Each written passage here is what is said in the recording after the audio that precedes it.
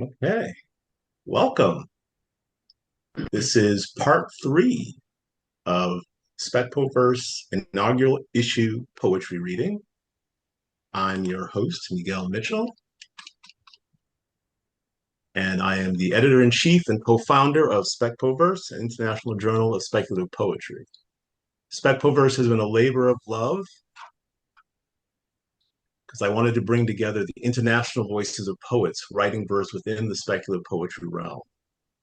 But a lot of people ask, what is speculative poetry? So I have a comprehensive definition created by award-winning poet Akua Leslie Hope. Speculative poetry is the primordial verse, the first verse, the poetry of possibilities. Our earliest recorded literature is speculative poetry. Gilgamesh, Ramayana, the Iliad and the Odyssey, and Beowulf, for example. Speculative poetry's engagements include aliens, alternate history, cryptids, cyberpunk, dystopia, fairy tales, fabulism, fantasy, folklore, futurism, horror, magic, monsters, mythology, occult, paranormal, post-apocalyptic, robots, science fiction, shifters, slipstream, solar punk, space opera, steampunk, superheroes, supernatural, sword and sorcery, sword and soul, time travel, and weird. All poetic forms and sci-fi coup are welcome. So, our first poet of today is Clarabelle Miray Fields. Clarabelle is a Riesling-nominated award-winning speculative writer from Boulder, Colorado, whose work has appeared in Corvid Queen, Circe's Cauldron, and elsewhere. She holds a BA in Classical Languages, summa cum laude, 2018, and often writes at the intersection of feminism and ancient myth. She currently serves as editor-in-chief for Carmina Magazine, a publication dedicated to modern myth-making. When not writing, she enjoys being active outdoors, reading, and drinking the darkest coffee she can find. Connect with her on Instagram at cfieldswriting or through her website at clarabellefields.com. Take it away, Clarabelle. Thank you so much for the introduction. I appreciate it. Should I just get right into the poem and Absolutely. get started? All right. So thank you everyone for giving your ears to me. So this is my poem, Notes from Persephone. After observing mycelium bloom, they thought Hades had claimed me, my mother, my sisters, leaving me for dead in the dark forest loam. Sun swiftly setting as my mother sobbed long and low, her deadly cold creeping over knotted bones, the limbs of last year's trees and the bodies of little creatures curled away and forgotten in recessed tombs. They thought I was dead, my cries lost to them in frozen wind, as I was dragged downwards kicking and screaming in steel-rimmed hands, desperately grasping at roots in the dead earth, breaking fingernails, scraping flesh, the Death Lord's quarry. Out of sight, soil, condemned forever to decorate his frigid alabaster bed. Pomegranate seeds bloody like broken teeth in my mouth. My mother's moans still audible far below. The keening of cold wind and winter rage. Death's rain. But he slept stony and satisfied through that first long night. Thin body turned away from me, bony fingerprints still livid on my skin. He slept, and he did not hear me stealing out of our wicked marriage bed, padding barefoot and naked over ice, heart in my throat and blood in my lungs, to spit tiny broken seeds into hiding places he hadn't thought of, dampening infertile soil with tears and hope. He slept, and while he slept, he did not realize what I had seeded. Life without light, out of death. A little tendril, unfurling in the darkness. Blind buds reaching up into silent white flames, spreading, crawling up his walls, along his floor, towards his bed. Their invisible hands finding microscopic footholds in neglected masonry. Decaying dust, detritus blooming and growing, consuming around bedposts as he dreams of the maiden that will be next year's harvest. As above, so below. He will realize too late that I have overtaken him as we lie embracing where my mother and sisters left me. I am death for him, tilling him with mycelium bloom and broken fingernails.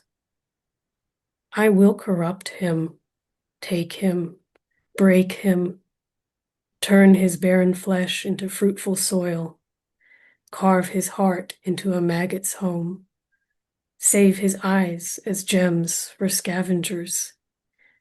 As he did to me, I will ravage him, but I will overthrow him, raising colors from his concave chest, flowers and toadstools and more. For I am the queen of death now, and I am queen over him. Excellent. Thank you all. So I'm going to follow up with some questions. So you reinvented the story of Persephone as a triumphant figure, a force of feminist self-empowerment in a unique nature-centered way. Would you describe how examining mycelium bloom inspired you? Yes, definitely. So the seed that started this poem was it was one of the hikes. So as mentioned in my bio, I enjoy being outdoors. I spend a lot of time outside in the woods. And there was one hike in particular where I noticed the mushrooms that were growing on these old decaying trees and coming up out of the soil, and they were taking over what had died the previous season. And I had that image, it just came to me of how death and Hades in this myth is often seen as the dominant force. You know, death is finite, Hades has conquered.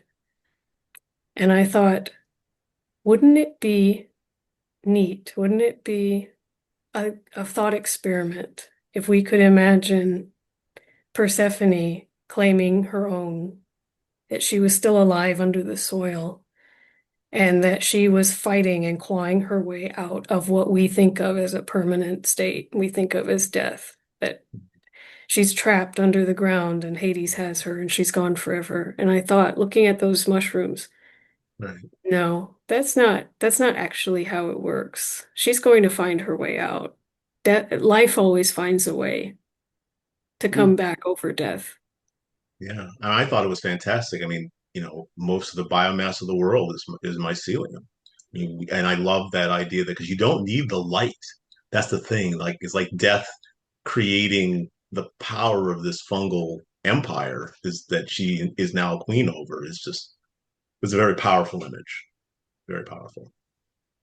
So, another question I have, which I'm going to ask for everyone. So, which poets and or authors have influenced you the most? Yeah, so my two biggest influences from when I was a baby writer back in high school were definitely Ursula K. Le Guin and Octavia E. Butler. I think those two authors were the most responsible for shaping me into the writer that I am today. I was really moved as a teenager by their ability to present a very gritty, feminist, speculative outlook on the world. Mhm. And then as I grew older, I started to find more inspiration also from more surreal and dreamlike authors such as Haruki Murakami. I'm probably not pronouncing his name correctly. I'm sorry, but he was also a big influence. And then most recently, Cormac McCarthy. Again, going back to that uh, the gritty approach to the macabre, not turning your head away from those darker aspects of life. I would say that those authors altogether are quite foundational for me. Thank you. So, as editor in chief of Carmina Magazine, what are the wow factors that you look for in modern myth making that you want to publish? I love seeing myth examined from a surprising or innovative angle. So I always love a classic retelling. There is definitely a warm spot in my heart for just a good old-fashioned retelling of a myth. But what really catches my attention is seeing a modern author take an old story that we all know how it ends. We all know this story, say Little Red Riding Hood or Hades and Persephone, those myths, those are tried and true. And I love seeing authors who can come at it from a completely different angle and make you step back and say, oh, I never thought of that aspect. I never considered it that way. And I love seeing that Hmm. the range of inspiration that people take away from stories. There is so much and it's so individual what might inspire one person about a myth versus another. Mhm. Do you get some from non-Western cultures that are being submitted to your magazine? We do, and I would love to get more because I think given that Carmina is primarily published in English, I have had some bilingual publications, which I love getting those in the magazine. I would love to see broad representation of all of our human stories because at the core of all of us, I think is the same. I often talk in Carmina in my editor introductions about our communal campfire because I believe that's true. We all are telling the same stories from culture to culture to culture. Our humanity is still the same. Absolutely. Thank you very much. Yes, thank you. Our next poet is Kate Sullivan. Kate likes to play around with words, music, and pictures. She has written and illustrated two children's books, On Linden Square from Sleeping Bear Press, and What Do You Hear from Schiffer, sung chansons, I think that's correct, at New York City Madame Tussauds Wax Museum, and her Fugitum Est was performed at Carnegie Hall by the Kremlin Chamber Orchestra as part of their tribute to Mozart. Her poems, essays, and paintings have appeared in Flash Frog, Loud Coffee Press, Rush Literary, among others. Her flash, Mucklarking at the Beauport, was nominated for a Pushcart Prize. She also paints ostriches and plays the musical saw to impress people. And I just have to wonder, so did the ostriches stand still while you painted them? I Yeah. don't. Yeah, I was trying to get an ostrich ready for the background here. I had an ostrich period. We were near an ostrich farm, so I took pictures of them. I'd never seen one. And there were three standing together, looking like very snooty party goers. And so I painted them and a whole Dr. Seussy um, scene around them. In the background, I wanted musicians, and I stole from John Singer Sargent. And so that began this long putting birds into reworked classical paintings. So a lot of John Singer Sargent. So Cool. that's where the ostriches have kind of come and gone. Mhm. Yeah. So, Okay, so now you and may I so need. enjoyed Clarabelle, your history with the classics and really Latin is so close to my heart. And I think it's a source of my love of storytelling. And yeah, yeah. That's wonderful. Okay, so now we can hear The Path of Water. Okay, here we go. She slithers from the brackish pool of her mother's womb late one starry night, floating, on unknown eddies, circling boulders and sticks in backyard streams, skidding on the black ice of quiet ponds, wading towards rivulets that empty into lakes, trailing cycles of blood and body odor. She skims past the curious hands of neighborhood boys, wiggling through the push and pull of currents to an early love, innocent, hardly knowing from what crevice her babies swim. At midlife, she overflows deeper into a wild storm of salt and sting, spilling her way into different lives, other men, unknown rivers, teetering waterfalls of sex and belonging, remorse and fear, daring her way to self-discovery. Unstoppable, emerging alive, thankful for it all. Even more thankful now for calmer waters as she drifts towards some different, still distant night of stars. Grazie, grazie. Ah, that's wonderful. Um, so let me ask you some questions. Okay. So, your poem, I mean, it describes a creature that's unknowable but always present because it becomes a part of us through water. And I found that unknowability particularly enchanting at a time when humans arrogantly think they understand everything while at the same time Mhm. destroying the world around them. Yeah. so so I thought that was really wonderful. I loved that fact that I I I wanted to see what this entity was going to do, what it was, how it existed, and then I also love the fact that it was still part of our future, even as we even if we go to the stars, it's still part of us, still there, and we still don't know anything about it. I just thought that was fantastic. Um, so Lovely. what It's inspired you to so write fun to this? hear people's reactions. It's just the best. It's lovely. Of Thank you. course. So what inspired you to write this poem?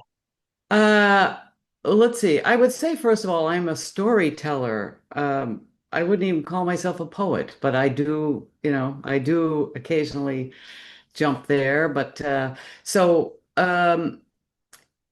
yes, it's water. It's a childhood brook in my neighborhood that I used to love to go to. And it's only as an old woman that I realized how much I loved that brook. And I would spend time there and make little boats out of aluminum foil and watch them gurgle past and hit rocks and go.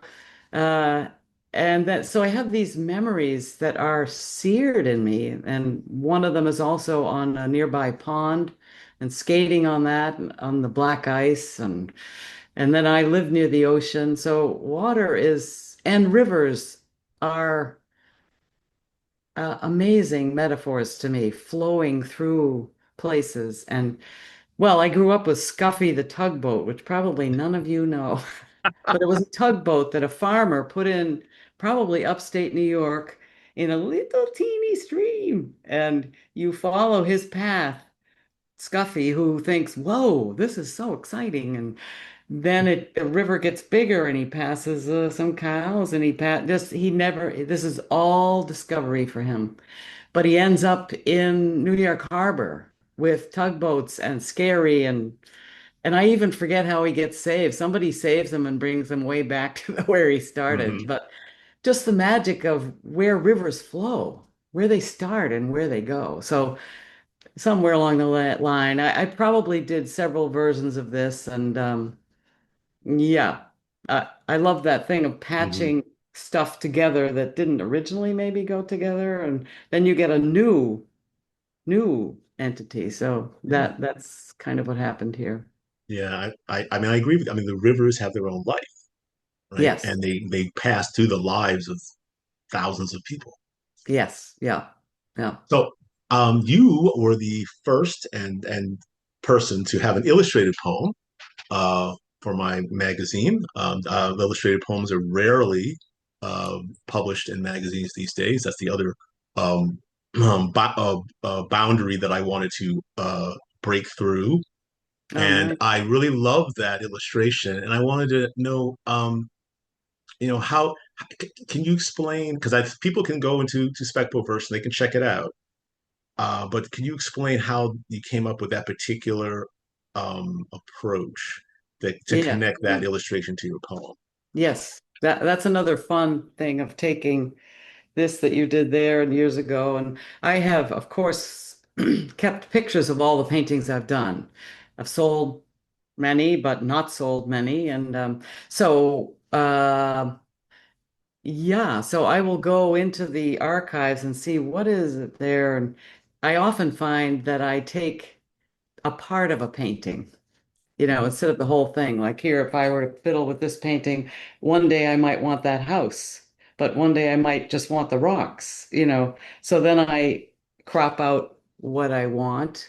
And that particular piece, um, I believe yeah, cropped out a section. I'm trying to think of the original painting. And then I even turned it over, seeing, well, I like that. That might be better, Mhm. round side, upside down. The right side up, it looked like it had a cathedral in it. Kind of, it was very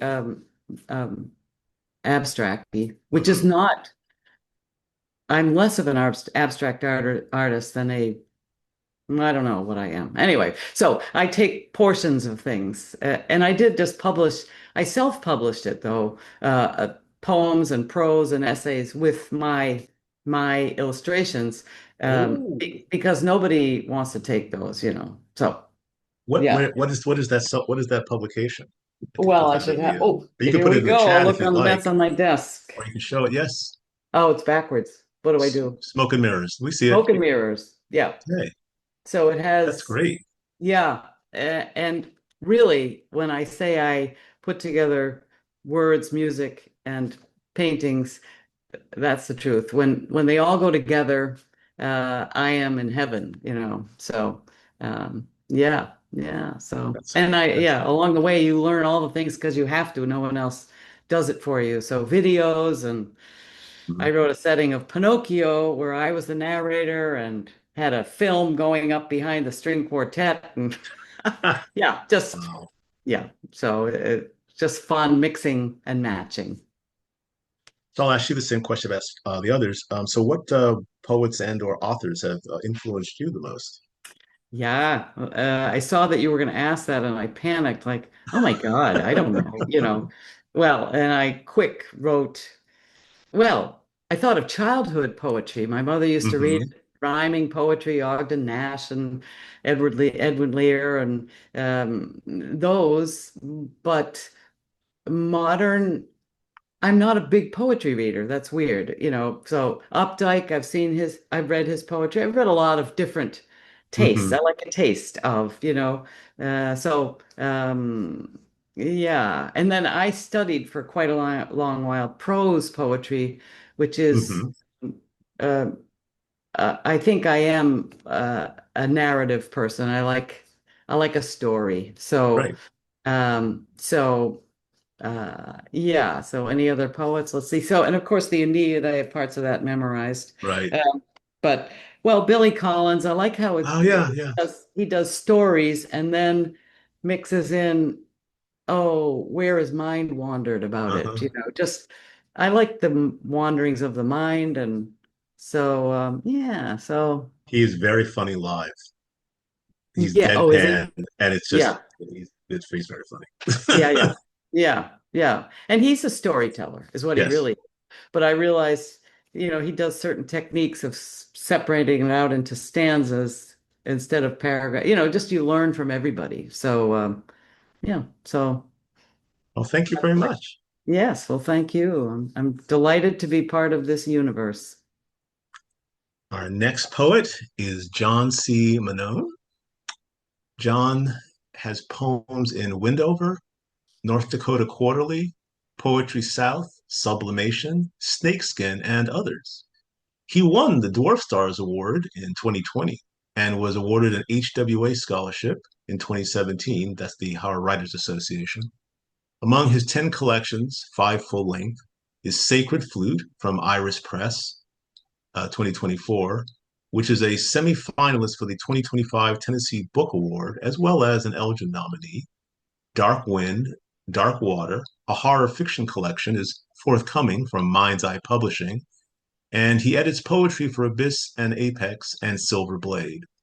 He's a semi-retired professor of physics in East Tennessee, and he can be reached at a variety of places, including jcmannone.wordpress.com. John. Thank you so much, Miguel. I appreciate it and the opportunity to read. Um, the the poem that I have is fashioned since we're not posting them, but you may have the book there, y'all. I mean, it's written as a subverted American sonnet. Well, I guess American sonnet is itself a subversion, but it resembles a Petrarchan sonnet in the sense that it's broken up into eight and six, but in this case, six and eight. So it does have the volta, but it doesn't have the rhyme, but it is fluid enough. And of course, the 14 lines. Okay, so on that day, my brain whirs, sampling many leather-bound manuals that I can find in the archives that were digitized, cross-correlated to scanned images in pre-apocalyptic books. One extant writing survived their own wars. They spoke of threshing tools to separate kernels of wheat from chaff, a metaphor for them, for us. We understand our purpose. Our overseer made us sharp threshing instruments with jaws to grate down mountains until all are reduced to hills of pulver. Their mighty stone is chaff to the wind. Our monstrous teeth are programmed for the assault. We will descend upon the aliens' home like dragons, with the teeth of lions, to locust the land, devour with the fire in our mouths, and utterly destroy them, leaving their mountains together with their bones in a pile of ash. Thank you Nice. so much. Very Nice. nice. Thank you. So, John, I noticed under your poem you added the note, an American sonnet inspired by Isaiah 41 and Joel 2. Yeah. Um, so I wanted to ask you about that. I also wanted to ask you about the fact that your sonnet, people think of sonnets, typically they think of love, but this is really about war, Mm. destruction. So what would you explain why you chose a war themed sonnet and what about Isaiah 40, 41 and Joel 2 in the Christian Bible inspired this poem? Okay, let me read specifically Isaiah 41, verse 15. And this has to do with the context is that the prophet is speaking for the Lord, so to speak, in to the Israelis who are captivated by the Babylonians. All right. So it says, God's promise of deliverance of Israel from their enemies. Um, Wait a minute. Hold on. I'm sorry. Okay, I was reading my notes. Here's the behold, I will make thee a new sharp threshing instrument, having teeth. Thou shalt thresh the mountains and beat them small, and shalt make the hills as chaff. So there, the connection to the poem is really strong here. And in Joel, which is really a post exilic, it was like probably right after the Babylonian captivity in what, 600 BC, somewhere around there. Um, that that an encouragement was written. That is to say that okay, Israel basically is the audience. If you basically do what is right, then I will bring you blessings. But if you don't, then this is what's going to happen, and that's where the reference in Joel happens with respect to like the enemy is caricatured by the locusts. The Mhm. locusts themselves are a metaphor for the destruction, for judgment, and they I think there and maybe also in Revelations, I forgot exactly where, but the locusts are described as on fiery machines. You can think of them almost as spacecrafts, and Right. they have their hair is blonde or long and silky like a woman's hair. I make it a lion's mane because they also mentioned right there has the teeth of lions. Right. And so, and then the lion itself has both good and bad metaphors in the whole Mhm. scripture. So that's what drove me. Well, that's what came to me after the initiating inspiration, which was I run a necrastic workshop, a weekly one for the Chattanooga Writers Guild, and I was at a local restaurant called Calhoun's, which is a barbecue joint mostly, and and this one particular Calhoun's they had in the parking lot, beyond the parking lot in their grassy property, some ancient farm equipment. And one of these was a threshing machine. I didn't know at first what it was, but I photographed it, did a Google Lens thing, and found out, oh, this is what a threshing machine looks like. Okay. And so when I heard the word threshing, I immediately went to the scriptures because threshing is mentioned a number of times. And the scriptures, for me, in the past and also in the future, I suspect, is a wonderful source of writing in the sense that there's some really weird stuff going on in places that you can take it and go in another direction, which would be very speculative. And so Mhm. it's I mean, it's not just because I'm making a Christian Right. statement, though, but not necessarily that I'm not either. It's that this poem that I wrote, I think, can be taken on the surface as purely speculative genre a poem, but my style demands a little bit more. So whether the reader gets it or not is not really important because on the surface there's at least one level that it's gotten. It's just a spooky alien invasion type poem, but the subtext involves could be either way. I mean, you could think of these demonic forces that are there because of the way of the system, the way the world is right now. This Mhm. is inevitable. Or you can think of it that despite the evil that already exists, that the hand of justice is going to come down and liberate people. So it's a Right. perfect timing with what happened last night, the bombing of Oh, Manhattan. yes. Yeah. Yeah. I hope that answered your question. Yes, you did. Thank you very much. Yeah, Yeah, I did notice it. People don't really notice that sometimes even the regular natural creatures that you mentioned in the Bible, like locusts, are described in a completely unnatural way. yeah. It's like you read that carefully, like, what in the heck is that supposed to be? And so many stories have been misinterpreted. So Right.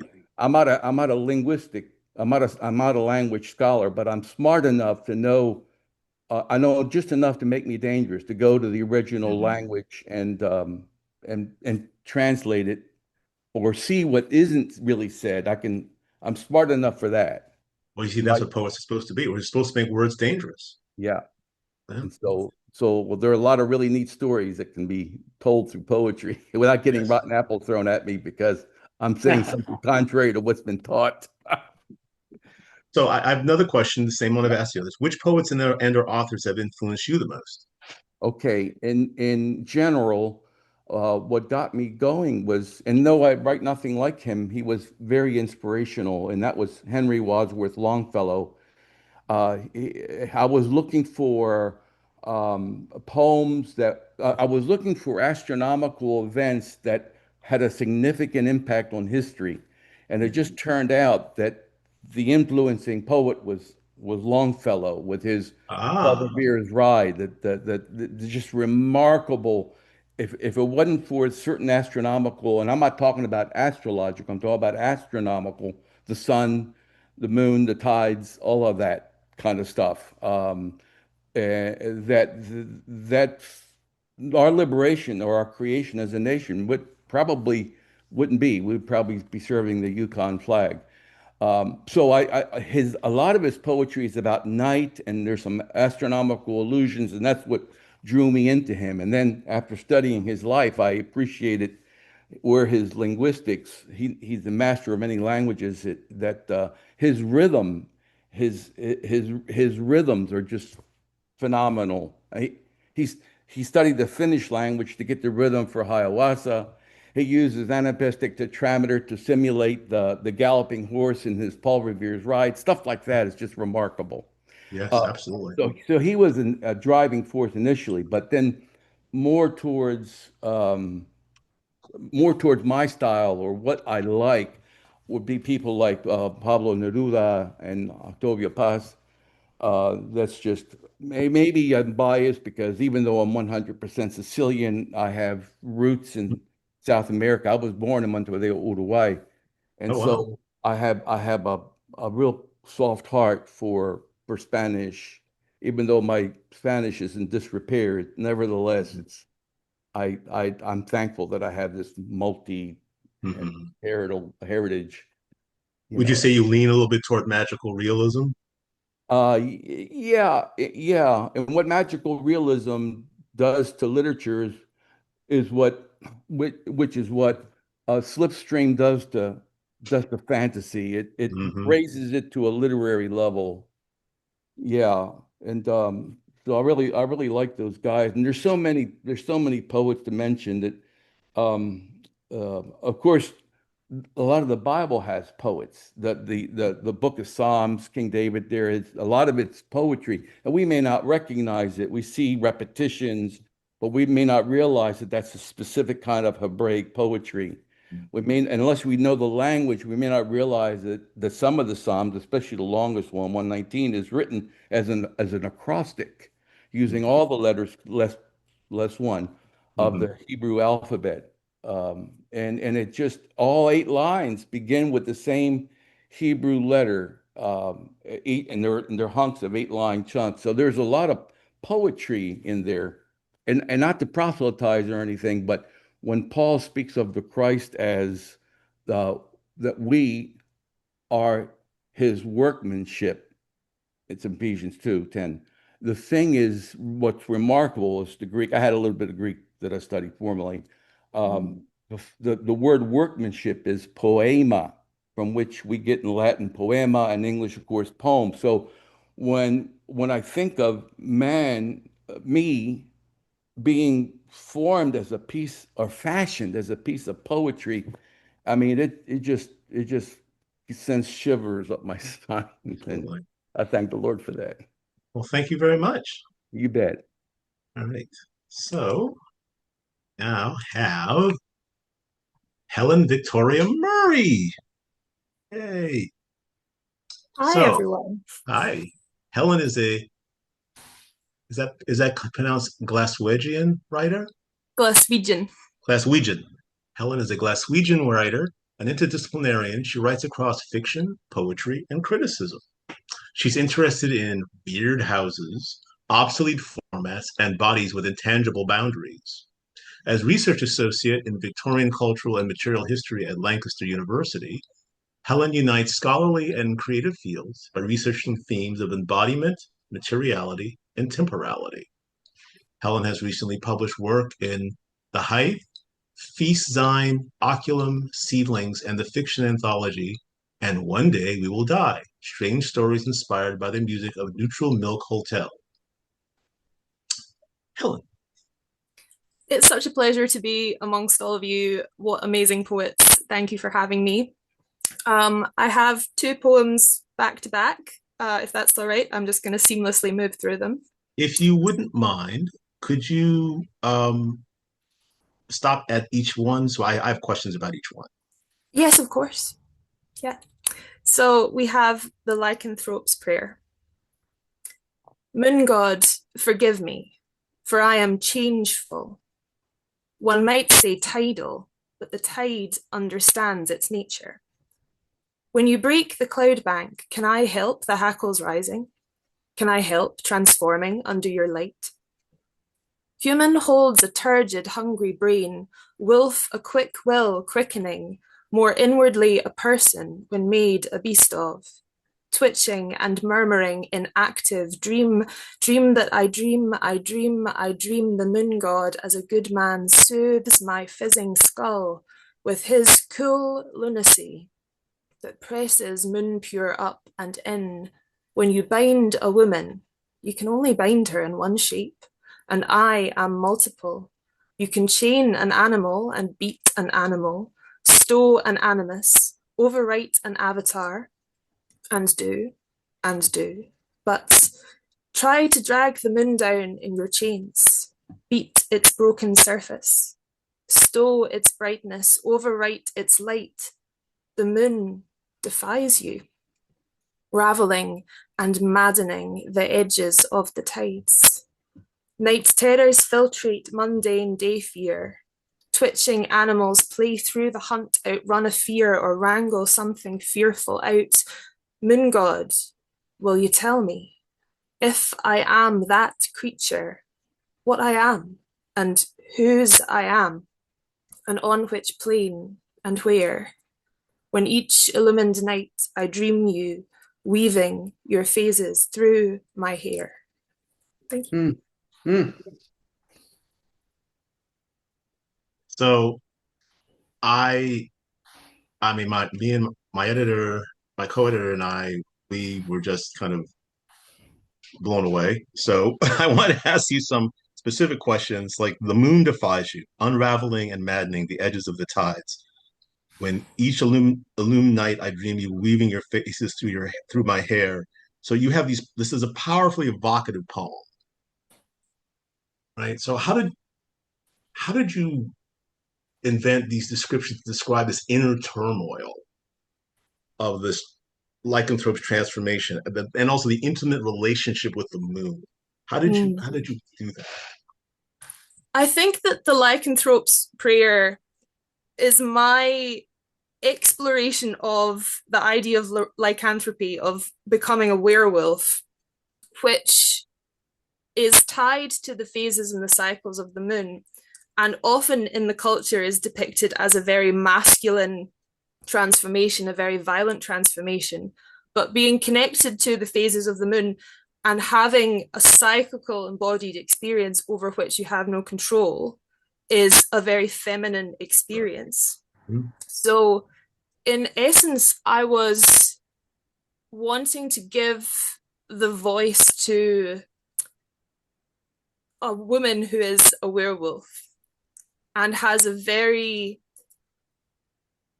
ambivalent relationship with the moon, but also somewhat imagining the state of lycanthropy to be a kind of cult in which you are in love with a male moon god figure and simultaneously being harmed or controlled by that. And the idea that lycanthropic transformation is something which might feel empowering on one score and then simultaneously be a very violent experience on the other. Wow. Yeah. Yeah, that's great. Okay. So I'm going to let you go to the next poem. Okay, my pleasure. This is called You Are Going Home. And now, every image is empty. Each picture unframed. The ocean is empty. The tides have stopped ebbing and flowing, with miles of unwalkable nothing between us and only salt earth left lifeless to churn and turn over. The moon is empty. It sits like the husk of a louse, discarding an outgrown life. You are going home. Its light is suspended. Bloats in my window, hangs brutal, the corpse of a dead god with days trying idly to sweep it away. I cut off my ear and find it 6 minutes later. It has somehow reattached to my face. I go to the fridge, but someone has drunk the vial of blood I was saving for you. The body is empty. When I put my fingers inside, I will meet no resistance. Already, it does not remember that nobody lives here. Thank you. Excellent. Excellent. All right. So we have, all right, this poem for me and for my co-editor was agonizing, terrifying, and full of tragic imagery. And it also contains the surreal. I cut off my ear and find it 6 minutes later. It has somehow reattached to my face. Like, Okay, it was almost like I felt I could visualize what was happening, and I was just in it. I was in the poem, and it was that being absorbed by your verse was just very impressive. It's awe-inspiring. So it has so many different elements. How did you pull this together? How did you pull this off?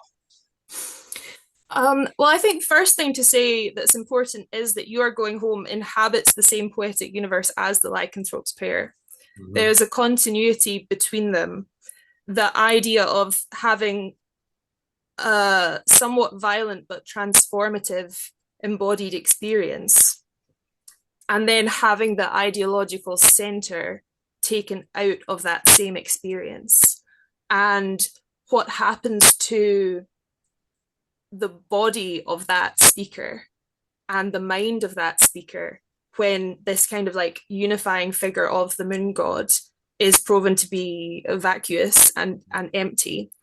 The specific kind of violent surrealism of cutting off the ear and finding it 6 minutes later was my attempt to characterize brain fog, to characterize the experience when the mind and the body have gone through a very traumatic or very like emotionally intense sequence of events.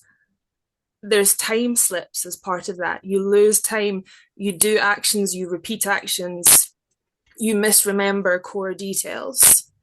And I think that the general sort of use of supernatural and horror imagery in a lot of my writing has to do with characterizing embodied or psychological experiences that kind of defy a normative telling. Right. Yeah. So that was the vehicle for kind of exploring those feelings and experiences. Oh, that's great. So I will ask you the same question as I've asked the others. So which poets and or authors have influenced you the most? So many, but I'm going to try and sort of trace a thread through them. So when I was quite young, I was very inspired by the author and artist Audrey Niffenegger, because she creates kind of supernatural and very uncanny worlds that are very much grounded in a contemporary urban environment. So novels like The Time Traveler's Wife, someone who has like physical embodied time slips, Her Fearful Symmetry, which is a haunting story which takes place in sort of contemporary London. And because she's an artist as well, all of her writing is very, very visual. In terms of poets, two really important ones for me have been Sylvia Plath and Rainer Maria Rilke, both of whom draw from an absolutely epic pantheon of supernatural and folkloric and storytelling universes to create very self-contained poems that feel very grounded in the human experience and sort of one individual speaker's experience. I also, coming from Scotland, have a proud kind of Scottish folklore and storytelling background. And I think the kind of like experience of coming from Glasgow, which is quite an industrial city, but being surrounded by the wider landscape of the Highlands, you know, when you just go a little farther out, has really influenced me. In particular, one Scottish poet called James Thomson, who wrote a long poem called The City of Dreadful Night. And it's an incredible Victorian poem that is simultaneously a depiction of intense depression in a Victorian urban environment and a completely surreal, very monstrous tale, which uses things like sleeping sickness and emaciation and sort of demonic figures to tell this story. And that kind of unity and combination of elements was incredibly inspiring for me. Wow, that's very powerful. Thank you. So I want to give everyone an opportunity to let the audience know what you have coming up. Do you have any books coming up that you'd like to let them know about? Start with you, Helen, if you like. Sure. So I have just had a poem come out in Gypsophila magazine, which you can go and find. You can also find my sort of like wider writing in on my website, which is just helenvictoriamurray.com. And I'd like to give a plug as well to the academic project that I'm working on, which is called The Victorian Hand, and is a kind of interdisciplinary cultural history of the symbol of hands in the 19th century. So go and check that out as well, please. Great. Nice. Others can chime in as well. I can chime in. I've been writing more essays, like lyric essays, and got involved in Substack, which I knew nothing about. So once a week, I write a Substack essay. It can be on, I never know what's going to happen, but and I usually have paintings in there and music, and uh, so that is Sully Arts. Everything is Sully Arts. Sullyarts.substack.com if you want to If you want to go. put that in the chat, you can do that too. We'll transfer it. Oh, cool. All right, great. And sullyarts.com. Everything's Sully Arts. So, yeah. So, and my book, Smoke and Mirrors, and I'm looking to, uh, I have collections that I would love to find publishers for. So that it all takes investigation and time. And so, yeah. So, Anyone else have something they want to tell us about in terms of publications? Well, I have, as was mentioned in the bio, it's forthcoming, this collection of fiction of Dark Wind, Dark Water from Mind's Eye Publishing, publications rather.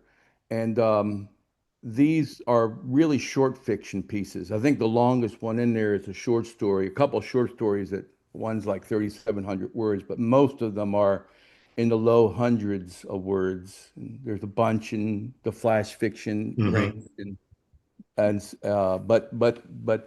but they're all very dark, and they're some in science. They're broken into various categories of horror.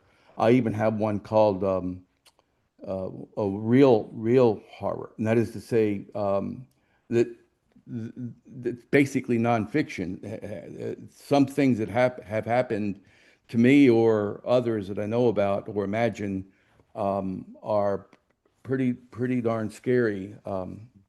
But but other than that, I mean, I just had a piece come out, three poems actually yesterday in Songs of Eretz, Eretz, Songs of Eretz Poetry Review, and I want to draw attention to the first one that they of the three there that is I like to experiment with form. I always subvert. I just in my nature to subvert, but I like doing things like braiding. In fact, there's a science braid, and there is a food braid. Food and equations are another form of poetry for me.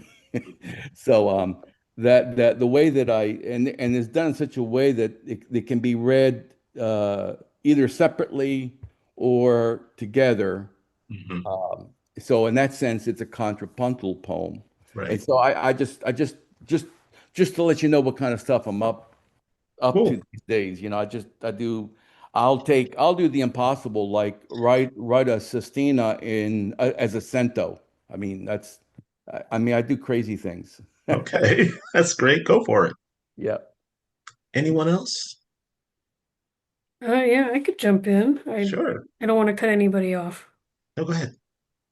So I just had a horror poem come out last month in Morsis Vitae. It's titled The Closet Door, and it was originally written around Halloween time in the style of Vincent Price. Mm. So it's a Mm. little creepy thing I've had come out recently. And then I have a handful of poems that will be forthcoming in various places. I have another feminist revisionist myth poem, this time looking at Psyche, the classic Cupid and Psyche story. That'll be coming out in September in Collaborature. I've got two horror, super short, like micro flash, 100-word horror pieces also coming out in the coming months in Morsis Vitae. I don't know the exact dates yet, but I'll be posting on Instagram when those come out. Okay. And then I've got two poems coming out in Rare Blood magazine. Also TBD, I'll post when that comes out. One is Witching Hour in the Suburbs, a devotional poem to Hecate, Ah, and then Bog Witch Summer, which is an exploration of coming of age as a teenage girl. So those will be on the horizon soon. And I'm also working on a sci-fi poetry collection right now called Docking on Phobos, which envisions what it would be like if humans were trying to make a new life for themselves on Mars, right. and how that would affect them both in the immediacy and generationally, looking Mhm. ahead at the future generations. So I'm working on that right now, and I will be looking for a home for it sometime soon. Fantastic. All right. Has everybody had a chance? Does anyone else want to say anything? Well, it's just been a pleasure to listen to you all and to meet you. It's been a delight. I'm Ditto happy to be here. Yes, I'm just so happy that you all showed up. Thank you for so much for allowing me to share your poetry with the world. It has been my pleasure, and I want to thank the audience for attending part 3 of the SpecPoVerse inaugural issue poetry readings. If you can, please join us for the last part of these readings today at 9 p.m. Eastern Time, when we will hear poetry read by one more outstanding poet. So thank you very much, everyone. A Thank you. Thank pleasure. Thank you. you. Yeah, thanks so much for having me. Of course. Okay.